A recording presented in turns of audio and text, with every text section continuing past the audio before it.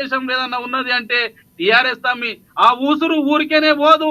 TRS నాయకులే గాని వాళ్ళ కుటుంబాలే గాని ఏదో ఒక రోజు విచ్ఛిన్నమైతాయి. సామాన్యుల కలకలంతా మంచిది ఉపన్యాసాలు బంద్ చేసి వాస్తవాలు చెప్పండి. నువ్వు నాయకులను ప్రొటెక్ట్ చేయి తమ్ముడు.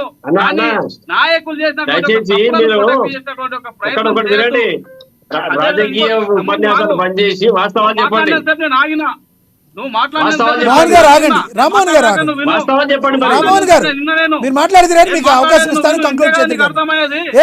నందారెడ్డి గారు కంక్లూడ్ చేయండి సార్. నందారెడ్డి గారు కంక్లూడ్ చేయండి. రాజకీయ నాయకులు బుద్ధిమంతులు, అధికారులు దొంగలు అనడానికి లేదు.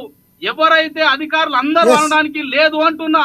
ఎవరైతే తప్పు చేసినటువంటి ఒక అధికారులరో వాళ్ళను మాత్రమే శిక్షించాలని నేను కోరుతున్నా.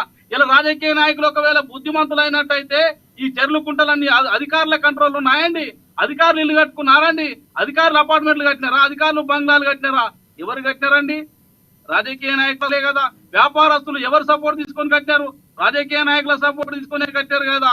అంటే ఇదంతా గిట దీని వెనకాల ఉన్నటువంటి ఒక కుట్ర అంతా గిట కాంగ్రెస్ ప్రభుత్వం, గత ప్రభుత్వం చేసినటువంటి ఒక తప్పులు, దాంతో పాటు టిఆర్ఎస్ 10 ఏళ్ళు చేసినటువంటి ఒక తప్పులు. ఇంకోటి ఈ ముఖ్యమంత్రి రేవంత్ రెడ్డి గారి గిట నేను ఒకటే చెప్పదలుచుకున్నా. రైతు రుణమాఫీ ఏదైతే ఉన్నదో ఇప్పటికీ సంపూర్ణంగా కాలేదు. ప్రజలను తప్పుదో పట్టిస్తున్నటువంటి ఒక కాంగ్రెస్ పార్టీ పునరాలోచించుకోవాలి. రైతులకు సంపూర్ణంగా రుణమాఫీ ఉన్నది. ఆగండి, నాకు అవకాశం ఇవ్వండి సార్. సమయభావం తక్కువ ఉంది, సమయభావం తక్కువ ఉంది. మీరు మాట్లాడారు, మరి మిగతా వాళ్ళు కూడా మాట్లాడాలి. కంక్లూడ్ చేయండి. కంక్లూడ్ చేయండి. సమస్యలు ఇవి కంక్లూడ్ చేయండి సార్. తీసుకొచ్చినారు 8 నెలల నుండి కనీసం ధరణి మీద ఊసు లేదండి. ప్రజలు నిస్సహాయులు అవుతున్నారండి.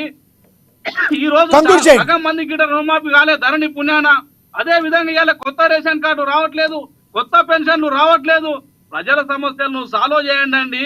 ఇలా కొత్త ఎంఆర్ఓ ఆఫీసులు తీసుకొచ్చినారు, కొత్త ఎంఆర్ఓ లేరు, అక్కడ ఆఫీసర్లు లేరు. నందారెడ్డి గారు ఇంకో రోజు మాట్లాడతాం. సబ్జెక్ట్ మీద కంక్లూడ్ చేయండి. రిక్రూట్ చేయండి. ఆఫీసర్ల మీద మనం వేటేసి ఒక్కొక్క 4 మండలాలకు ఒక్క మండల ఆఫీసర్ ఇన్ఛార్జ్ గా చేసి వాళ్ళని మొత్తం 4 మండలాలు చూస్తే ఎట్లా చూస్తారండి? వాళ్ళ తప్పేమున్నదండి?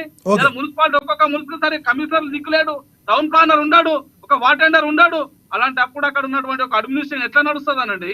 అంటే జనరల్ గా ఎంత గిట ప్రభుత్వాలదే 1000% తప్పు అని చెప్పి నేను చెప్పదలుచు.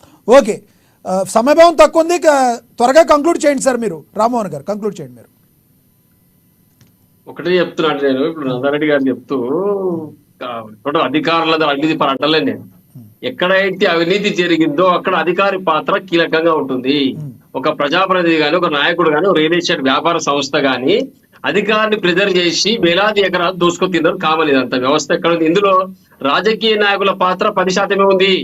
మిగతాది ఎవరైతే రియల్ ఎస్టేట్ వ్యాపారం చేస్తున్నారో అవాస్తవం ఇది. రియల్ ఎస్టేట్ వ్యాపారులు, అధికారులు కుమ్ముక్కై వేలాది ఎకరాలు తీసేసుకున్నారు. ఉపన్యాసం చెప్పకండి, ఉపన్యాసం చెప్పకండి. మల్లారెడ్డి అంటున్నారు మీరు.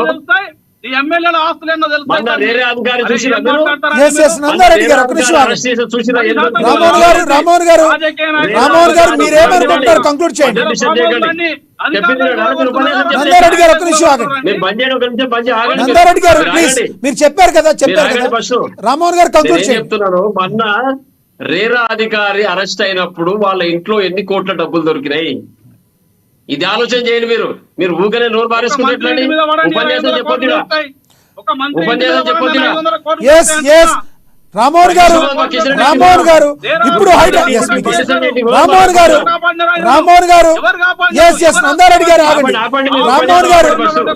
గారు ఇప్పుడు హైడ్రా తీసుకుంటున్న నిర్ణయాన్ని నందారెడ్డి గారు ఆగండి. మీ బాధ రామ్మోహన్ గారు ఇప్పుడు హైడ్రా తీసుకున్న నిర్ణయాన్ని మీరు స్వాగతిస్తున్నారు లేదా? కంక్లూడ్ చేయండి ప్లీజ్. కంక్లూడ్ చేయండి. ఖచ్చితంగా హైడ్రా తీసుకునేదని మేము స్వాగతిస్తా ఉన్నాం. కానీ దీన్ని డ్రాగన్ పాలిటిక్స్ చేయకుండా రెగ్యులర్ యాక్టివిటీ కింద దాన్ని పక్కకు పెట్టి ఆ పని అది చేసుకుంటూ పోతుంది. దీంట్లో రాజకీయ కోణం లేకుండా పూర్తి స్థాయిలో విచారణ జరిపి దాంట్లో ఎవరి పాత్ర ఉందో అందరి పైన చర్య తీసుకోవాలని డిమాండ్ చేస్తాను కాంగ్రెస్ ప్రభుత్వాన్ని. అధికారులు, ప్రజాప్రతినిధులు కావచ్చు, రియల్ ఎస్టేట్ వ్యాపారస్తులు కావచ్చు, అందరిపై చర్య తీసుకోవాలి. అట్లా తీసుకున్నప్పుడు ఏం జరుగుతుంది? మీరు కంక్లూడ్ చేయండి. కొంచెం రండి. ఎస్, ఇటువంటి చర్యలు తీసుకుంటే ఇంకెక్కడైనా వేరే వాళ్ళ